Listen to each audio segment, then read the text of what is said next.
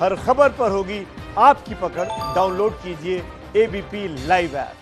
देखिए, बिहार की चुनावी जंग में अब तक विपक्षी नीतीश को अपने मुद्दों पर घेर रहे थे, लेकिन पीएम मोदी ने पहुंचते साथ ही अपनी मजबूत पिच तैयार कर दी है और एक बार फिर ये तय कर दिया कि अब बिहार का चुनाव राष्ट्रवादी मुद्दों पर होगा।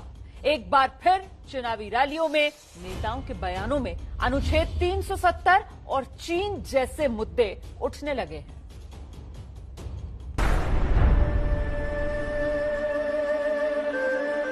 बिहार के स्वाभिमानी और मेहनती भाई बहन, आप सभी के प्रणाम।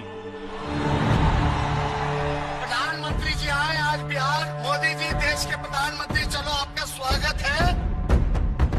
लालटेन के जमाना गईल। तुरंत बताओ, एक मौका हमरा के मिली कि ना मिली? अरे दोनों हाथ उठा के बताओ, एक मौका मिलेगा कि नहीं मिलेगा? जो ललचाए बैठे कुछ लोग हैं, बदलाओ बदलाओ बदलाओ बदलो बदलो, आपको उससे सावधान रहना। नवादा, पूरा नवादा में जीत रहा है कि नहीं जीत रहा है? सारा सीट निकाल के दीजिएगा कि नहीं दीजिएगा? बिहार के सपूत गलवान घाटी में तिरंगा के खातिर शहीद हो गए ले। आज कहते हैं मैं सिर झुकाता हूँ। हिंदुस्तान की सेना का अपमान नरेंद्र मोदी ने किया। एक एक वोट आप एनडीए के उम्मीदवारों को दीजिएगा। और 10 तारीख को नीतीश जी का विदाई है। अरे विदाई बानू, दोनों हाथ उठा के बोलिए। चुनाव की आहट है, सियासत में तगड़ी सी गर्माहट है। नरेंद्र मोदी जी ने आपकी मदद की, बिहार के मजदूरों की मदद की। दोनों हाथ, दोनों हाथ। रैलियों का रेला है, पब्लिक के वोटों का खेला है। मोदी, मोदी, मोदी, मोदी, मोदी, मोदी, मोदी, मोदी, मोदी, मोदी। हवाओं में नतीजों का रुझान है और जमीन पर घूमते बड़े बड़े सियासतदान हैं। कुछ लोग तो वहां पर चढ़ गए हैं, वहां चढ़ गए हैं, ऊपर दिखाइए ऊपर, वहां चढ़ गए हैं, ऊपर टेंट में चढ़ गए हैं और वहां चढ़कर मोदी को सुनने की कोशिश कर रहे हैं। तो ये प्रधानमंत्री नरेंद्र मोदी का असर है। जब वो चुनाव प्रचार में उतरते हैं तो इसी तरह से माहौल बना देते हैं। आज हालत ये हो गई है कि ये लोग भारत को कमजोर करने की साजिश रच रहे लोगों का साथ देने से भी नहीं हिचकिचाते। आप मुझे बताइए, जम्मू कश्मीर से आर्टिकल 370 हटने का इंतजार देश बरसों से कर रहा था या नहीं? ये फैसला हमने लिया, एनडीए की सरकार ने लिया, लेकिन आज ये लोग इस फैसले को पलटने की बात कर रहे हैं। ये कह रहे हैं कि सत्ता में आए तो आर्टिकल 370 फिर लागू कर देंगे। और इनका दुस्साहस देखिए।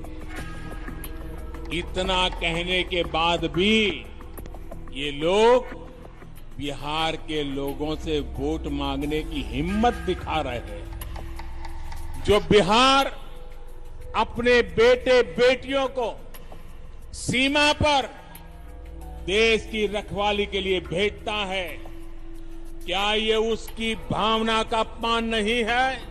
और यही वो मुद्दा होगा, यही वो सवाल होंगे जिस पर विपक्ष निरुत्तर हो जाएगा। यही वो बातें होंगी जहां तेजस्वी, राहुल समेत समूचे विपक्षी घिर जाएंगे, क्योंकि 370 को हटाने और वापस लाने की लड़ाई एक बार फिर से शुरू तो हो ही गई है। क्योंकि उधर बिहार में प्रधानमंत्री मोदी ने 370 लाने का समर्थन करने वालों को बेनकाब करना क्या शुरू किया। बिहार से कोसों दूर एक आवाज कश्मीर से भी सुनाई देने लग गई। सुनते ही लोगों के कानों में सुई की तरह चुभाई देने लग गई। देखो, झंडा तो मेरा ही झंडा तो ये है, सामने मैंने रखा है। जिस वक्त हमारा ये झंडा वापस आएगा हम उस झंडे को भी उठा लेंगे, मगर जब तक हमारा अपना झंडा डाकुओं ने डाके में ले लिया है तब तक हम किसी और झंडे को हाथ में नहीं उठाएंगे। और वो झंडा हमारे आईन का हिस्सा है। जब इन्होंने खुद ही उस आईन की धज्जियां उड़ाई, तिरंगा ना उठाने की बात कहना, खून की नदियां बहा देने का ख्वाब रखना और बिहार चुनाव के वक्त महबूबा मुफ्ती का कश्मीर से ये सब कहना और करना, कहता तो यही है कि बिहार चुनाव में 370 के शोले अंगार बनकर उठेंगे। कहता तो यही है कि 370 के शोले ललकार बनकर उठेंगे। और अब बीजेपी बिहार में 370 को ही जबरदस्त मुद्दा बनाएगी, महबूबा का समर्थन करने का आरोप विरोधियों पर लगाएगी। लेकिन तेजस्वी भी इस बार तैयार है। कहते हैं 370 यहाँ मुद्दा नहीं, रोजगार बेरोजगार की यहाँ बयार है। तेजस्वी जी, आप नौकरी की बात कर रहे हैं, लेकिन पीएम ने 370 और राहुल गांधी ने चीन का मुद्दा छेड़ दिया। बिहार का चुनाव है, बिहार का चुनाव है, बेरोजगारी मुद्दा है, मजदूर, किसान, बेबसी, शिक्षा चौपट, चिकित्सा चौपट। बिहार को विशेष राज्य का दर्जा, विशेष पैकेज कहाँ गया?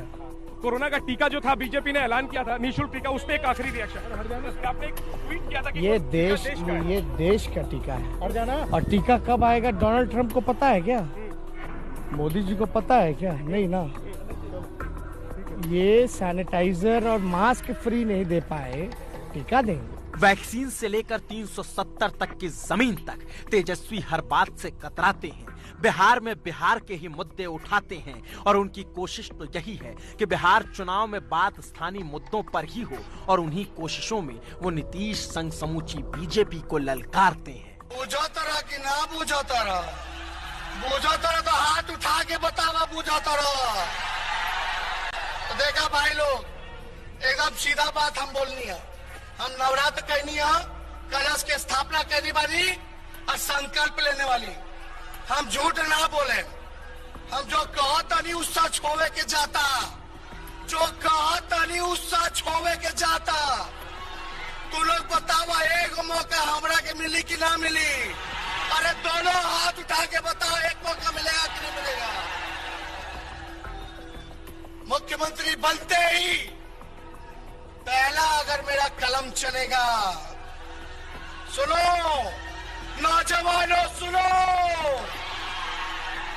पहला कैबिनेट मीटिंग में, पहला मंत्रिमंडल की बैठक में मेरा पहला कलम चलेगा तो एक साथ देश के इतिहास में पहली बार 10 लाख नौजवानों को सरकारी नौकरी। तेजस्वी के जज्बात पर जनता का उत्साह। और नवादा में राहुल गांधी के साथ रैली कर तेजस्वी ने एक बात तो साफ कर दी कि वो चुनाव लड़ेंगे तो सिर्फ और सिर्फ बिहार की बात करेंगे, बिहारियों की बात करेंगे। लेकिन जब राष्ट्रीय नेता बिहार चुनाव के प्रचार में पहुंच जाएं, प्रधानमंत्री खुद हुंकार उठाएं, तो बात सिर्फ बिहार तक सीमित कहां रहने वाली है। वो लोग जो नक्सलियों को, हिंसक गतिविधियों को खुली छूट देते रहे, आज वो एनडीए के विरोध में खड़े हैं।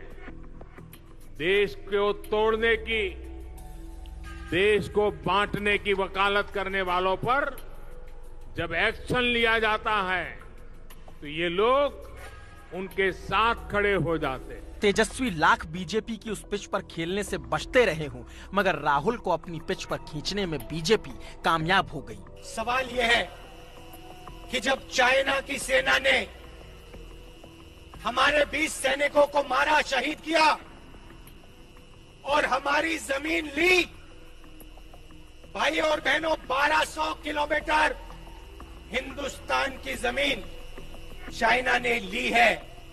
राहुल भले ही उन मुद्दों पर बोलने लगे हों, मगर तेजस्वी की अलग सी बयार है। वो अपने तेवर के धार से नीतीश का परचम चीरने निकल पड़े हैं। ठेठ बिहारी अंदाज में नीतीश सरकार को घेरने चल पड़े हैं। और जिस तरह की भीड़ उनकी रैलियों में आने लगी है, उससे ये तो पता लग ही गया है कि इस बार नीतीश कुमार की राह आसान तो बिल्कुल नहीं है। ए भाई लोग, 9 नवंबर के लालू जी के एगो बेल में रिहाई हो जाएगी।